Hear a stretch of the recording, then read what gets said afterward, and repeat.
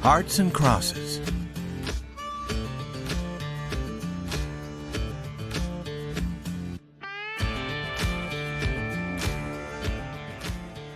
One day, a man named Bartholomew, not an important man, stopped at the Nopalito ranch house.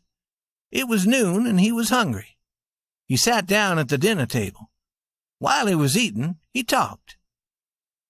"Mrs. Yeager," he said, "I saw a man on the Seco Ranch with your name, Webb Yeager.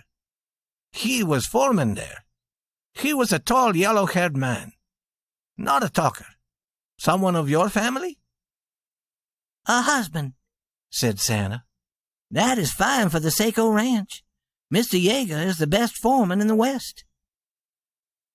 Everything at the Nopalito Ranch had been going well. For several years they had been working at the Nopalito with a different kind of cattle. These cattle had been brought from England, and they were better than the usual Texas cattle. They had been successful at the Nopalito Ranch, and men on the other ranches were interested in them. As a result, one day a cowboy arrived at the Nopalito Ranch and gave the Queen this letter. "Mrs. Yeager, the Nopalito Ranch. I've been told by the owners of the Seco Ranch to buy 100 of your English cattle. If you can sell these to the Seco, send them to us in care of the man who brings this letter. We will then send you the money. Webb Yeager, foreman, Seco Ranch." Business is business to a queen as it is to others. That night the 100 cattle were moved near the ranch house, ready for an early start the next morning. When the night came and the house was quiet, did Santa Yeager cry alone? Did she hold that letter near to her heart? Did she speak the name that she had been too proud to speak for many weeks? Or did she place the letter with other business letters in her office? Ask if you will, but there is no answer. What a queen does is something we cannot always know. But this you shall be told. In the middle of the night, Santa went quietly out of the ranch house. She was dressed in something dark. She stopped for a moment under a tree. There was moonlight, and a bird was singing. There was a smell of flowers. Santa turned her face toward the southeast and threw 3 kisses in that direction. But there was no one to see her. Then she hurried quietly to a small building. What she did there we can only guess.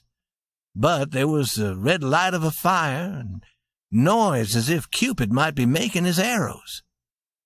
Later she came out with some strange iron tool in one hand. In the other hand she carried something that held a small fire. She hurried in the moonlight to the place where the English cattle had been gathered. Most of the English cattle were a dark red, but among those 100 there was one as white as milk. And now Santa caught that white animal as cowboys catch cattle. She tried once and failed. Then she tried again, and the animal fell heavily. Santa ran to it, but the animal jumped up. Again she tried, and this time she was successful. The animal fell to earth again. Before it could rise, Santa had tied its feet together. Then she ran to the fire she had carried here. From it she took that strange iron tool. It was white hot. There was a loud cry from the animal as the white-hot iron burned its skin. But no one seemed to hear. All the ranch were quiet, and in the deep night quiet, Santa ran back to the ranch house and there fell onto a bed.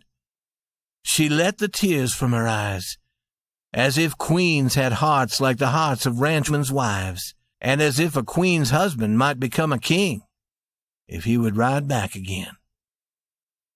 In the morning, the young man who had brought the letter started toward the Seco Ranch. He had cowboys with him to help him with the English cattle. It was 90 miles, 6 days' journey. The animals arrived at Seco Ranch one evening as the daylight was ending. They were received and counted by the foreman of the ranch. The next morning at 8, a horseman came riding to the Nopalito ranch house. He got down painfully from the horse and walked to the house. His horse took a great breath, and let his head hang and closed his eyes. But did not feel sorry for Belshazzar the horse. Today he lives happily at Nopalito, where he is given the best care and the best food. No other horse there has ever carried a man for such a ride. The horseman entered the house. 2 arms fell around his neck, and someone cried out in the voice of a woman and queen together, "Webb! Oh, Webb!" "I was wrong," said Webb Yeager. "I was and he named a small animal with a bad smell, an animal no one likes. "Quiet," said Santa. "Did you see it?" "I saw it," said Webb. What were they speaking of? Perhaps you can guess if you have read the story carefully. "Be the cattle queen," said Webb. "Forget what I did if you can. I was wrong as—" "Quiet," said Santa again, putting her fingers upon his mouth. "There's no queen here. Do you know who I am? I am Santa Yeager, First Lady of the bedroom. Come here." She led him into a room.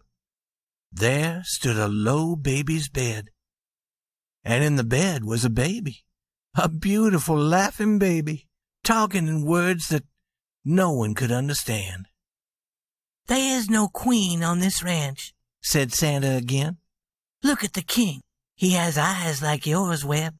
Get down on your knees and look at the king." There was a sound of steps outside, and Bud Turner was there at the door. He was asking the same question he had asked almost a year ago. "Good morning. Shall I drive those cattle to Barber's, or—" He saw Webb and stopped with his mouth open.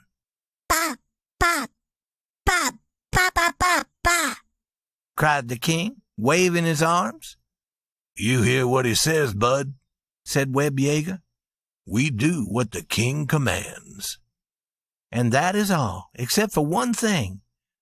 When Old Man Quinn, owner of the Saco Ranch, went to look at his new English cattle, he asked his new foreman, "What's Nopalito Ranch's mark?" "X over Y," said Wilson. "I thought so," said Quinn.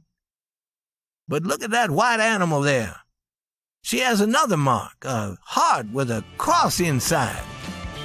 Whose mark is that?"